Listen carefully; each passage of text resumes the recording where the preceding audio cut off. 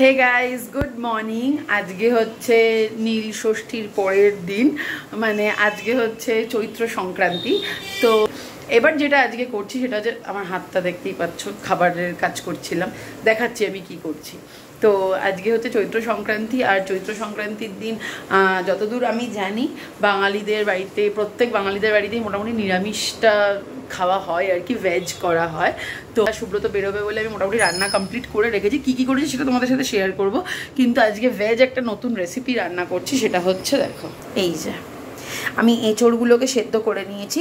এঁচড়গুলো দিয়ে ভাবছি আমি আজকে কোফতা বানাবো। জানি না কতদূর কি হবে, জানি না কতটা সাকসেসফুল হব কোফতাটা বানাতে। আমি কাঁচকলার কোফতা খুব ভালো বানাই, কিন্তু এটা আমি কোনোদিন বানাইনি, আজকে ফার্স্ট টাইম ট্রাই করছি। তো চলো দেখা যাক কীভাবে কী করি, আমি সেটা তোমাদের সাথে আবার পরে শেয়ার করছি। এটার মধ্যে আমি অনেক রকমের ইনগ্রিডিয়েন্টস দিয়েছি।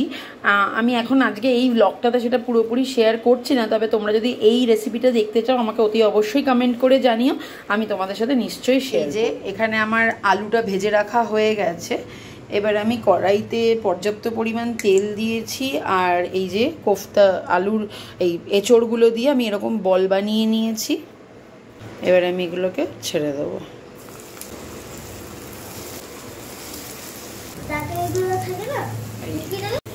তো এই যে দেখো আমার এঁচড়ের এই বলগুলো, মানে কোফতাগুলো অলরেডি ভাজা হয়ে গেছে। আমি জানি অনেকে, আমি জানি না কে কী কমেন্ট করবে, কিন্তু আমি জানি আমার মানে বাড়ির লোকই, মানে আমার সুব্রতই কমেন্ট করবে সবার আগে যে তুমি এগুলো কী বানিয়েছো বোমের মতন। আমি জানি ও করবেই করবে এটা, ও বলবে এত বড় বড় কী বানিয়েছো। আমার না ছোটো ছোটো ওই বিরক্তি করে, এত অনেকগুলো করে বানানো বিরক্তি করে। এই নেমন্তন্ন বাড়ি নাকি যে ছোটো ছোটো ছোটো ছোটো করে বানাবো, ওই না একেবারে বড়ো করেই বানিয়ে রেখে দিয়েছি। তো এই যে মোটামুটি আমার মানে এখন গ্রেভিটাকে ফুটতে দেবো। তো আমার এঁচড়ের কোফতা কারি এখন রেডি। তবে আমি আগে তোমাদেরকে দেখাই যে আমি আজকে কী কী রান্না করেছি।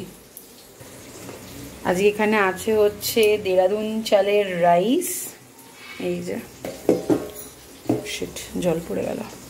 এখানে হচ্ছে আলু ভাজা, এখানে হচ্ছে শুক্তোর ডাল, মানে যেটা আমরা উচ্ছে দিয়ে তেঁতোর ডাল বলি আর কি, আর এখানে হচ্ছে আম দিয়ে হচ্ছে পটল ভাজা, আর এই হচ্ছে আমার এঁচড়ের কোফতা কারি। গন্ধটা কিন্তু বেশ সুন্দর বেরিয়েছে। আমি জাস্ট এর মধ্যে একটা জিনিসই দিইনি, সেটা হচ্ছে গরম মশলা। লাস্টে গরম মশলার গুঁড়ো, কারণ আমি সুব্রত কেউই গরম মশলার গুঁড়োর ফ্লেভারটা খুব একটা পছন্দ করি না। আমি চিকেনেও দিই না, অনেকে আছে চিকেনে দেয়। আমি যার জন্য কি করি, যদি দিতে হয় মনে হয় যে কোনো রান্নায়, যদি আমার মনে হয় যে এই রান্নায় গরম মশলা রাখবে, সেই রান্নায় আমি আগে থেকে গরম মশলা ফোড়নটা দিয়ে দিই। তো জাস্ট ওই জন্য আমি আর পরে আর গরম মশলাটা দিই না, লাস্টে জাস্ট ঘি দিয়ে আমি একটু ঢাকা দিয়ে রেখে নামিয়ে দেবো। এখন মানে ঘি দেওয়া হয়ে গেছে, এবার আমি নামিয়ে দেবো আমার। তো এই ছিল আজকে আমার চৈত্র সংক্রান্তি ছোট্ট ব্লগ। যদি তোমাদের ভালো লাগে থাকে অতি অবশ্যই আমার চ্যানেলটাকে সাবস্ক্রাইব করো, ভিডিওগুলোকে লাইক করো, কমেন্ট করে শেয়ার করো। বাই।